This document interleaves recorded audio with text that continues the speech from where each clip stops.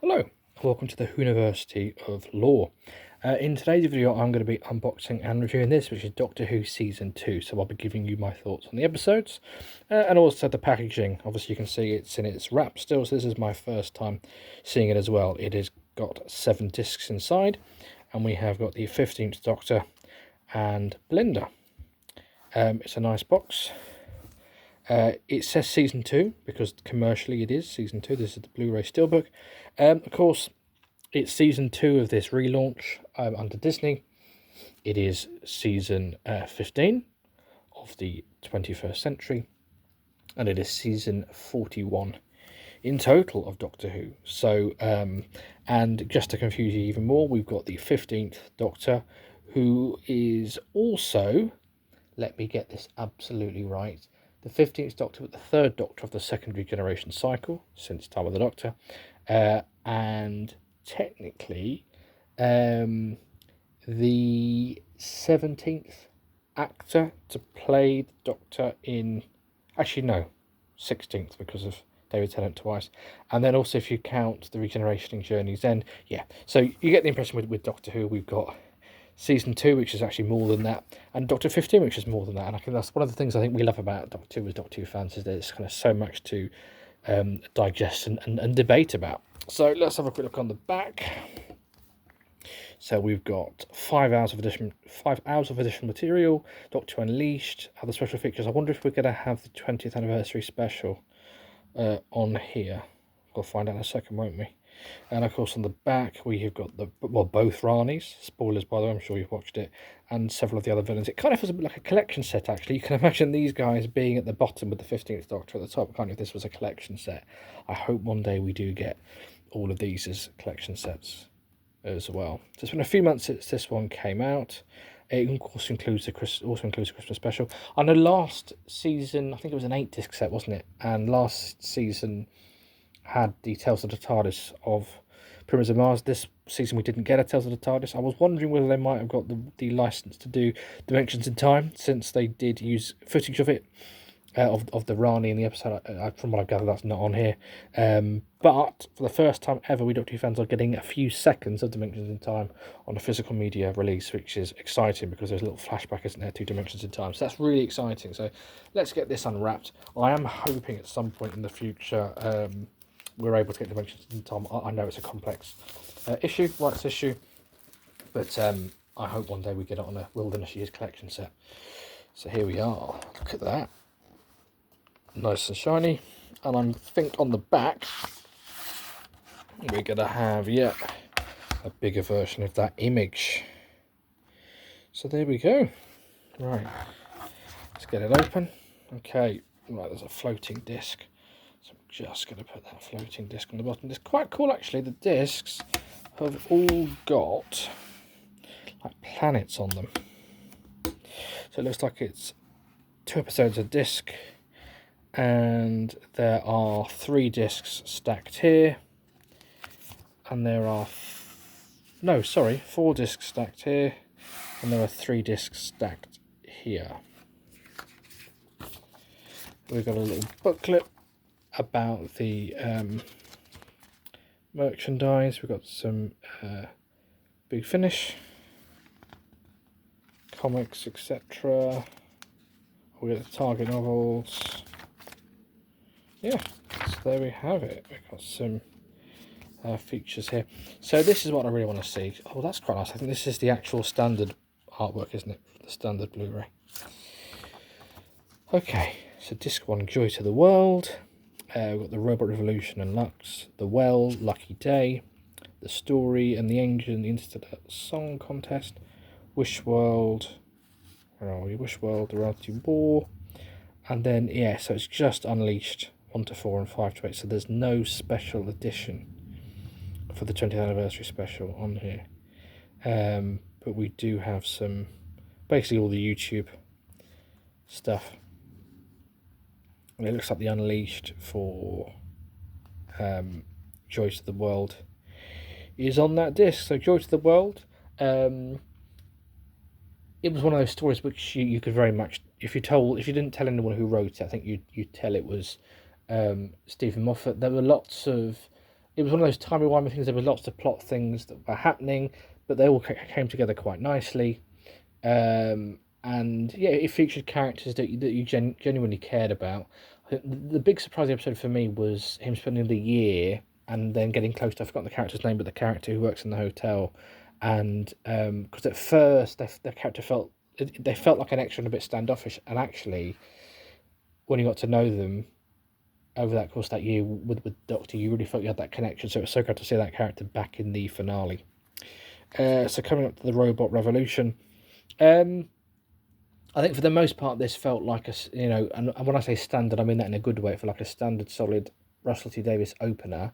It was a good opener to a companion. It felt very much to me like Martha's introduction, I guess because of the whole working in the hospital thing. But it did just have that kind of energy, where they're kind of whisking you on this adventure and getting to know the Doctor again through these new eyes, and I really enjoyed that. I think this episode for me, this is an 8-episode season, and obviously back in the day we got kind of 13 episodes. Obviously that's kind of the standard now. All the Disney Plus stuff gets 8 episodes, but I think not having episodes to kind of go back and get to know the characters' families more kind of showed here in the sense that I don't think we've ever quite, because Russell Davies' strength originally was those core characters like Donna's family, Rose's family, Martha's family, and they're all diverse and they're all different, but you got to know them and they felt real and three-dimensional. And obviously it's just a limit of the 8-episode format that you just can't really get into these characters in the same way that they did previously.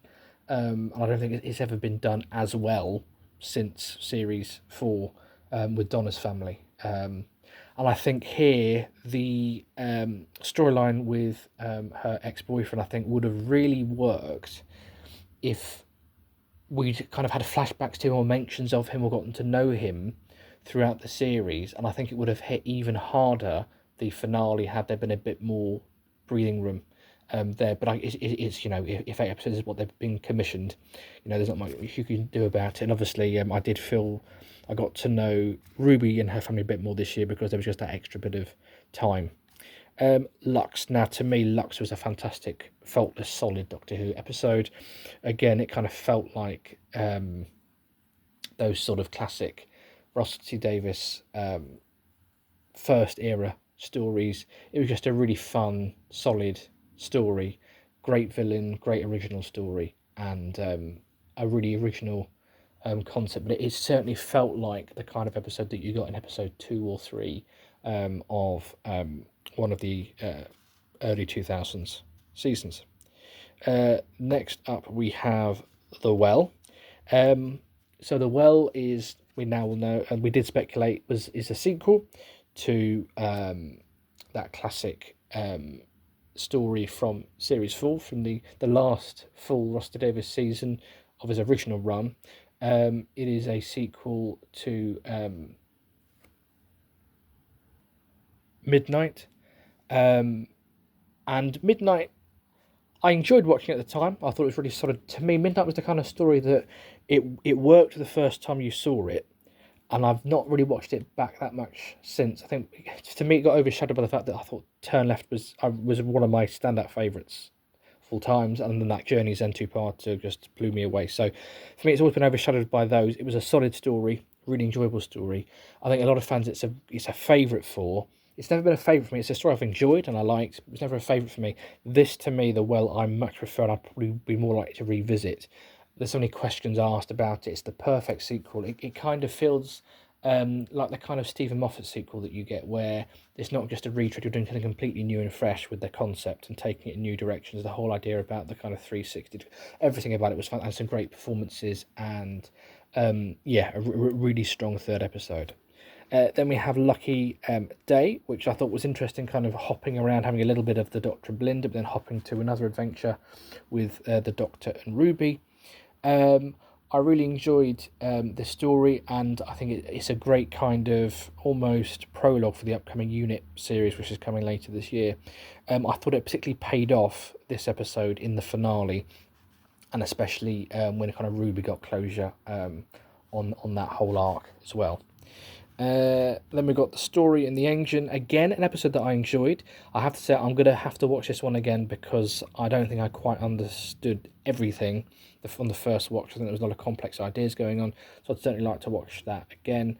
I like the idea of Doctor Who going to Africa. It's a continent that we've not seen much of, to be honest, in Doctor Who. And actually, bearing in mind, we've not had many ancient Egypt stories with Doctor Who, really. Obviously, there's an episode of the Daleks' Master Plan, or episode or two. There's been little flashbacks to it in Dinosaurs on a Spaceship. But we've never had a proper story set in ancient Egypt for a start, but then there's also looking at the Benin. There's so much you could do, so much rich history in Africa, and I hope this is the start of seeing more of those kinds of stories. Then we've got the Interstellar Song Contest. I have to say, when I heard about it, it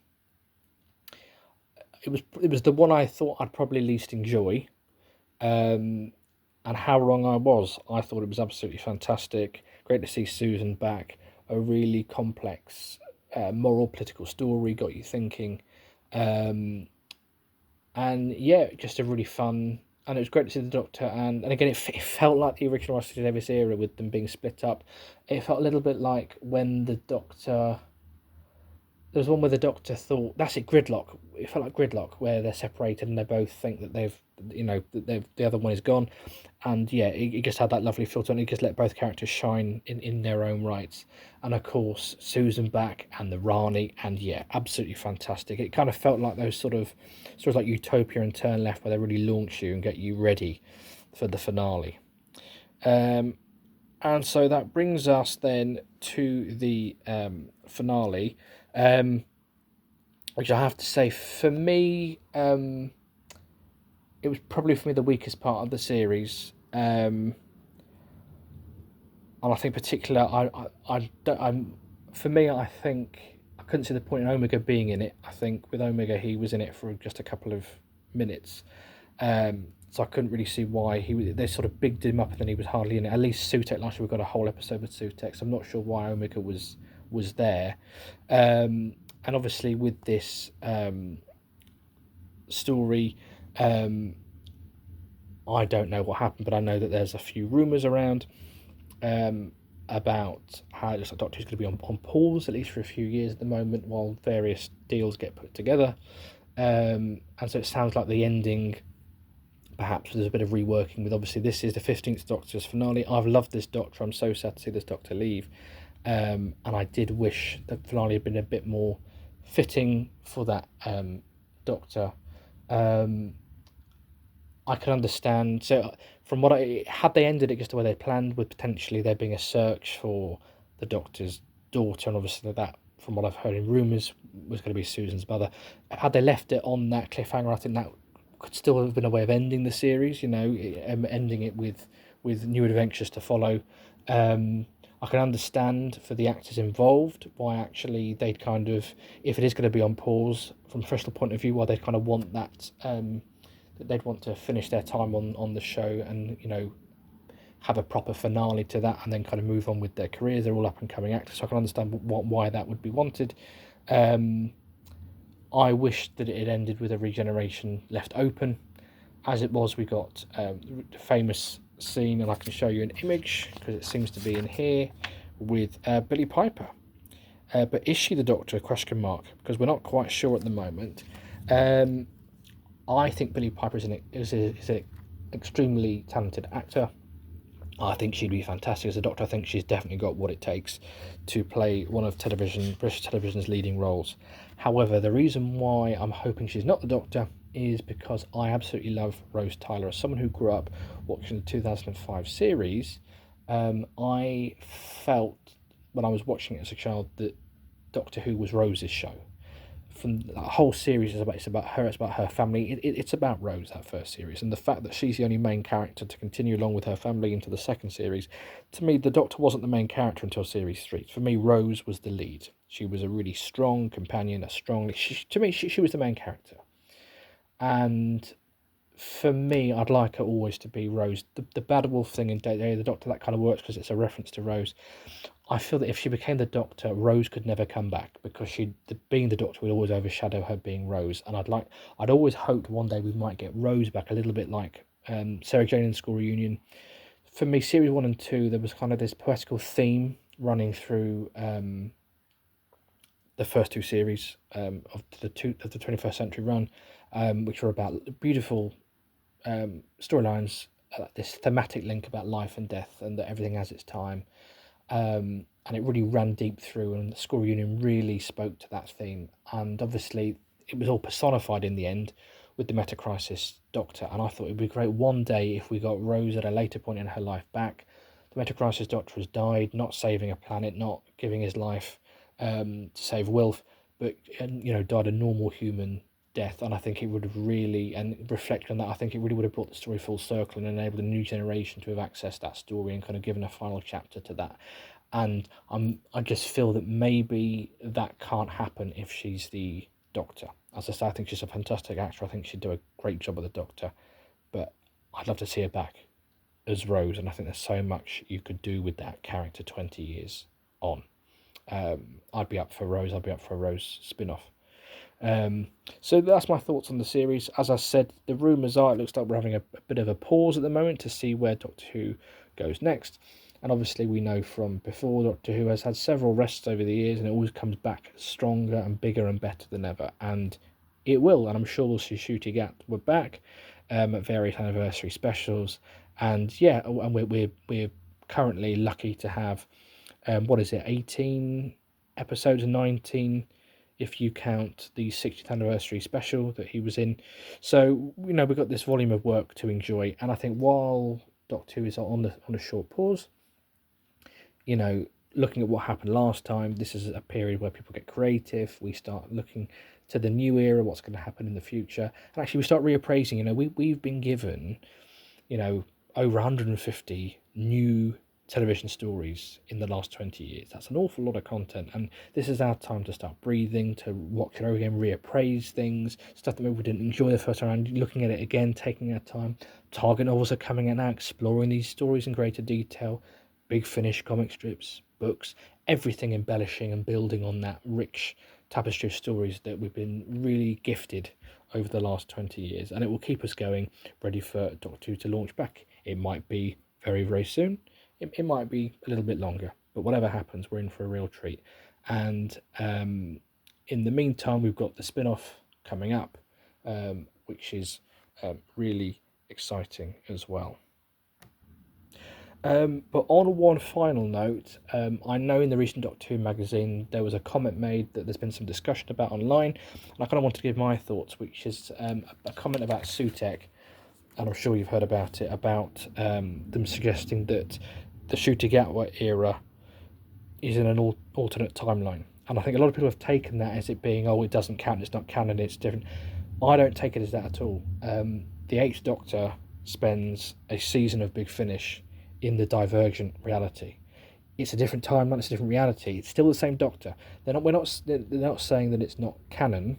They're saying that it's in a different timeline, which it is a different timeline, because we know that in our timeline it's called Gravity. Doctor Who for the last 60 years, they've called it Gravity, and since then it's become Mavity. So we are in a different reality, but it's in the same way that 2005 we came back. The Time War had happened, things had changed, things had shifted around. Anything that had a discrepancy with the classic series was to do with the changing in timelines. We look at the unit dating conundrum, again, changing in timelines. We look at when Stephen Moffat took over in 2010, a reset of all the Earth invasions suddenly. Again, there was that big bang, there was that reset. It's a slightly different timeline. It's still the Doctor, it's still canon. We're just in a different timeline, a different universe. I think potentially it does mean that, say it is having a rest and it comes back in a few years' time, potentially you could carry on with the Time Lords back without having to explain that away, because maybe the Doctor's gone back to a timeline where they do exist. But I didn't take it as the piece about Sutek was saying that this isn't canon. It is canon. This, Ncuti Gat were regenerated from Jodie Whittaker, from David Tennant regenerated from Jodie Whittaker. all the way back to William Hartnell, that's all there. This is all canon. This is all the ongoing story of the Doctor. But the Doctor happens to be in a different timeline. In fact, we saw that as well because he kind of uses regeneration to reset the timeline slightly. So maybe that set him back on course into the universe of gravity, or rather the Mavity. But who knows? One last thing on that is that I didn't mention the one thing that I loved about the finale, which was having the 13th Doctor back. It was really great to see Jodie Whittaker back. She really played really strongly to Russell T Davies's writing, and I really felt that Russell, sorry, not really felt, but I can now say that Russell has written for every new series Doctor now, bar Peter Capaldi and John Hurt, because obviously he wrote for Joe Martin as well this series. So that was really interesting to see. I wasn't expecting it at all. So that was a nice kind of handover for those two Doctors. But what did you think of this season and the stories? Do let me know your favourites in the comments below, and what are your hopes and thoughts for the future of Doctor Who? Do let me know in the comments below. As always, don't forget to like and subscribe. I look forward to speaking to you soon.